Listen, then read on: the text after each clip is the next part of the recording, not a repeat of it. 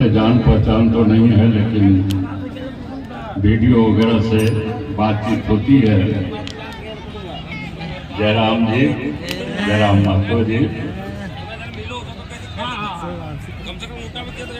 उपाध्यक्ष जिला परिषद हमारे गांव तक इन्होंने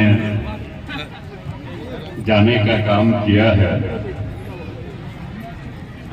आदरणीय चंद्रेश्वर चंद्रवंशी जी अभी यहाँ उपस्थित रहे, प्रमोद कुमार जी माननीय विधायक बिहार,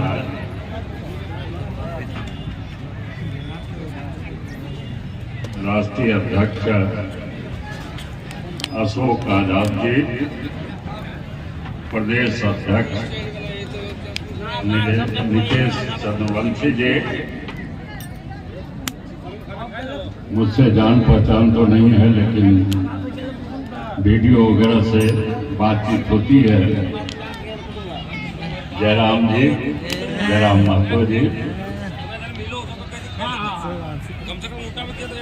उपाध्यक्ष जिला परिषद सरिता देवी जी, स्वागत अध्यक्ष जगदीश भवानी जी, जिला अध्यक्ष राजीव रंजन रवानी जी, धनबाद जिला परिषद के अध्यक्ष के पति श्री शेखर सिंह जी अभी बतला रहे थे कि मोदी जी ने महिला का आरक्षण, लेकिन अभी प्रतिनिधित्व करने का ही अभी महिला सीधे शामिल नहीं हो रही है।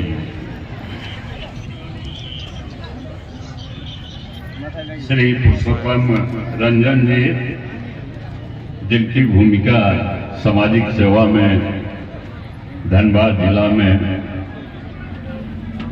हमेशा रहती है, श्री अमरजीत कुमार जी इस सभागार में उपस्थित विभिन्न संगठनों से, विभिन्न राजनीतिक पार्टियों से जुटे हुए सभी महानुभावगण, उपस्थित चंद्रवंशी समाज के हमारे प्यारे भाइयों, महाराज जरासंध हम लोगों के पूर्वजों के सम्राट थे। मगध में मैं भी पैदा लिया, चंद्रेश्वर जी भी पैदा लिए, और सब, और कहूँ कि झारखंड का भूभाग मगही क्षेत्र रहा, अपभ्रंश में खोटा आया। जिस तरह से बिहार में मैथिल है, मिथिला, और भागलपुर में अंगिका है, तो मैथिल का अपभ्रंश अंगिका है, उसी तरह से मगही का अपभ्रंश खोटा है। दोनों के बोली में कोई फर्क नहीं पड़ता। यहां से लेकर पलामू तक अगर बीच के कोल्हान को छोड़ दिया जाए, बीच में आप झारखंड के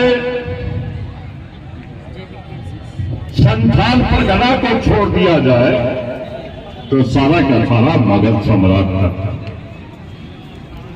और वैसे मगध सम्राट का प्रतिमा धनबाद में स्थापित किया गया। मैं आयोजकों को हृदय से बधाई दूंगा। मगध सम्राट की राजधानी राजगीर में रही। राजगीर से आज भी वहां जाने पर जरासंध का अखाड़ा है, लोग जाते हैं राजगीर, और जरासंध के अखाड़े को दर्शन करते हैं। मैंने सुना एक एमएलए हुआ करते थे नालंदा के, एक IAS अफसर से, नाम भी खोल दे रहा हूं, राम नरेश सिंह, मेरे सामने बात कर रहे थे। कुछ IAS अफसर ने कहा, तो उन्होंने कहा कि मैं जरासंध का वंशज हूं, जरासंध की भूमि से आया हूं और जरासंध के जैसा ही बाहुबली भी हूं। इस बात को अपना इतिहास है, गौरवपूर्ण इतिहास है। मगध के राजधानी जरासंध का अब प्रतिमा हम क्यों लगा? प्रतिमा इसलिए लगाते हैं सिर्फ साल में वार्षिकोत्सव करने के लिए नहीं, जरासंध जयंती मनाने के लिए नहीं, बल्कि जरासंध भगवान इनका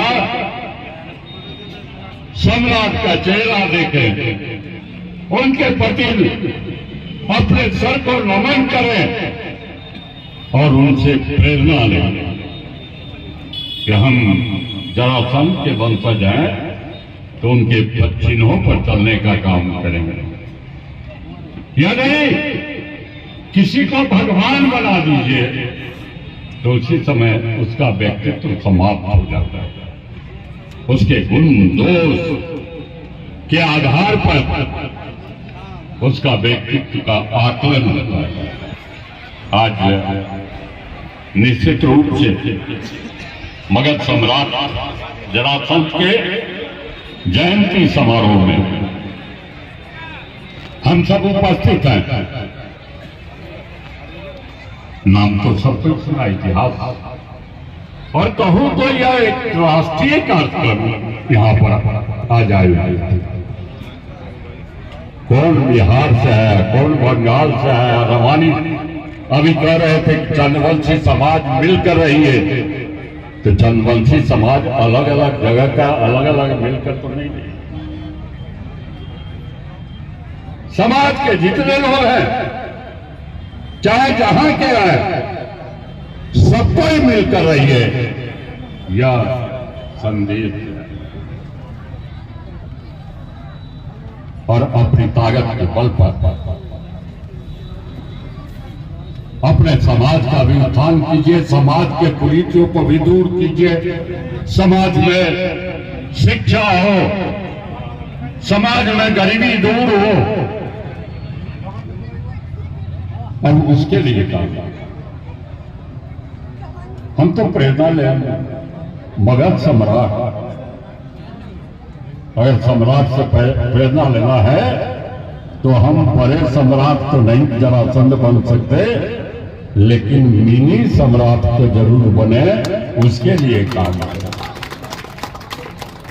उसके लिए काम करें और समाज के लिए काम करें। निश्चित रूप से यह जो प्रतिमा का यहाँ स्थापना की गई है, इसलिए चंद्रवंशी समाज को हृदय से बधाई देता हूं। ऐसे तो कई अवसर आए, कई बार, पता नहीं प्रेम जी क्यों नहीं, हमारे वो भी पुराने मित्र हैं, हम लोग 95 से उनके साथ भी एमएलए बिहार विधानसभा में रहे, वो भी 7वीं बार, 6ठी 7वीं बार, 8वीं बार एमएलए गया से चुने गए। तो निश्चित रूप से जो 7 बार 8 बार एक ही विधानसभा से जीत रहा हो, तो जनता को कितना कुछ करने का काम करता होगा, इसका अंदाजा आपको नहीं है। जब तक जनता खुश नहीं रहती है, तब तक किसी को वोट नहीं देती है। और एक बार 2 बार में कितने एमएलए एमपी का हवा निकल जाता है, और तो 8 बार चंद्रवंशी समाज के होकर और इस पावन दिवस के शुभ अवसर पर मगध सम्राट जरासंध जी की प्रतिमा अनावरण के दिवस के शुभ अवसर पर इस कोयलांचल की माटी में जितने भी लोग जुटे हैं और जो आयु में हमसे बड़े हैं, जो उम्र में हमसे बड़े हैं, उनको मैं एक साथ प्रणाम करता हूं, और जो उम्र में आयु में हमसे छोटे हैं मैं उनको आशीर्वाद देता हूं। चूंकि आज एक सामाजिक मंच का कार्यक्रम है, एक सामाजिक विषय का कार्यक्रम है, अतः मैं अपने विषय और अपने वक्तव्य को सामाजिक पृष्ठभूमि के आधार पर ही रखें। जब हम समाज की बात करते हैं तो भले हम लोग भारतीय हैं, लेकिन भारत एक विविधताओं का देश है। भारत देश जहां विभिन्न भाषाएं, विभिन्न बोलीचाली, विभिन्न प्रकार के पर्व त्योहार और विभिन्न प्रकार की आस्थाएं समाहित है इस देश की मिट्टी में। ऐसे में अगर आप किसी भी काल में चले जाएं, प्राचीन काल में चले जाएं, हड़प्पा काल में चले जाएं, पाषाण काल में चले जाएं, तो हर व्यक्ति जो आज इस समाज में एग्जिस्ट करता है उसका कोई ना कोई अपना इतिहास होगा। और आज चूंकि मैं जिस मंच में खड़ा हूं, ये चंद्रवंशी, जिसे हम लोग झारखंड में रवानी समाज के नाम से जानते हैं, उनका एक प्रयास है कि महाराज जरासंध के छत्रछाया में अपने समाज को एकजुट किया जाए। क्योंकि हर एक समाज की अपनी एक पहचान होती है और हर एक समाज को चाहिए कि उसकी जो पुरानी पहचान है उसे बचा के रखें। जैसे आप लोग चूंकि मॉडर्न इंडिया के लोग हैं और मॉडर्निटी को समझते हैं, तो मैं आपको एक छोटी सी फिल्म की कहानी बताना चाहूंगा। काफी प्रसिद्ध फिल्म है बाहुबली, आपने देखा होगा। उस बाहुबली फिल्म में जब पहली बार देवसेना जो उस फिल्म की हीरोइन है और जो बाहुबली उस फिल्म के जो हीरो हैं, उनकी जब पहली बार भेंट होती है तो आप देखिएगा, गौर कीजिएगा, एक शब्द का जिक्र होता है। वहां एक शब्द का जिक्र होता है कि पिंडारियों ने हमला कर दिया। पिंडारी यानी एक समूह। जैसे यहाँ कोई क्षत्रिय समाज से है, कोई वैश्य समाज से है, कोई चंद्रवंशी समाज से है, तो कोई कुर्मी समाज से है, कोई संथाली समाज से है, तो कोई हो सके अन्य समाज से संबंध रखता है। तो पिंडारी एक समाज था जिसका बाहुबली में जिक्र किया गया। लेकिन आज अगर आप भारत के इतिहास के, भारत के पन्नों को अगर खंगालेंगे तो पिंडारी समाज के एक भी लोग नहीं है। एक भी पिंडारी के लोग आज भारत देश में नहीं रहते हैं। तो इसलिए ये खुशी की बात है, आज इस मंच के माध्यम से चंद्रवंशी समाज के बिहार, उत्तर प्रदेश, बंगाल और झारखंड के लोगों को यहाँ एकजुट होने का अवसर मिला है। लेकिन मैं एक संदेश देना चाहूंगा कि अपने समाज को अगर बचा के रखना है तो आपको अपनी ऐतिहासिक चीजों को, ऐतिहासिक धरोहरों को सजा कर रखना होगा। जो बच्चे जेपीएससी, जेएसएससी की तैयारी करते हैं, आप सिलेबस को पढ़िएगा, वहां पिंडारी का जिक्र होता है। 1800 के काल में पिंडारी का जिक्र होता है। आज भारत देश में एक भी पिंडारी नहीं है।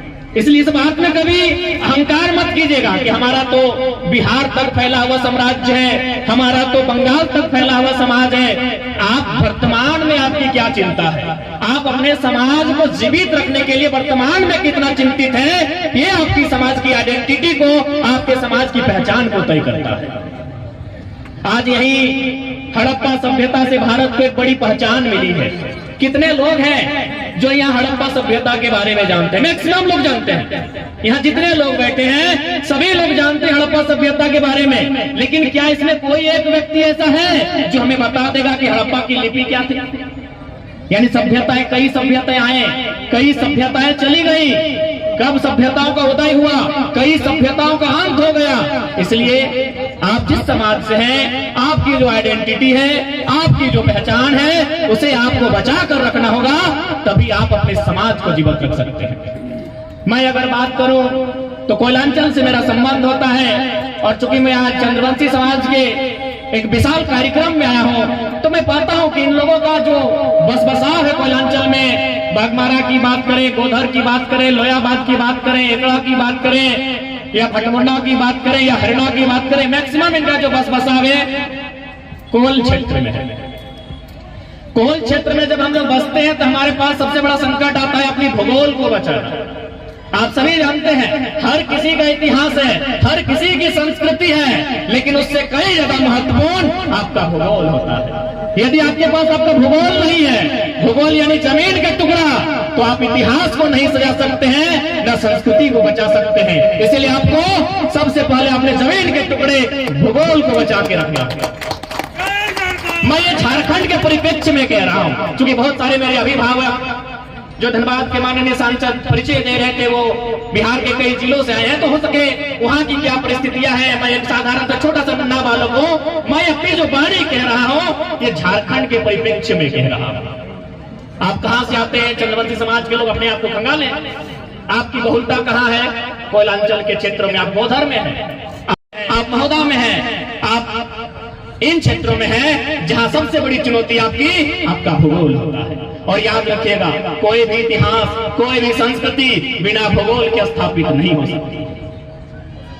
जब हम समाज की बात करते हैं तो समाज के लिए हमारा योगदान होना चाहिए। आज अगर बात करें तो मैं बहुत करीब से देखता हूं, आज सभी समाज, मैं अपनी बात करूं या आपकी बात करूं या किसी की बात करूं, आज अगर एक सबसे बड़ी समस्या है तो उसमें कहीं ना कहीं शराब आती है। आज यदि हम अपने समाज के उत्थान के बारे में सोचते हैं, आज अगर हम समाज के नाम पर एकजुट होते हैं तो हमारा प्रयास होना चाहिए।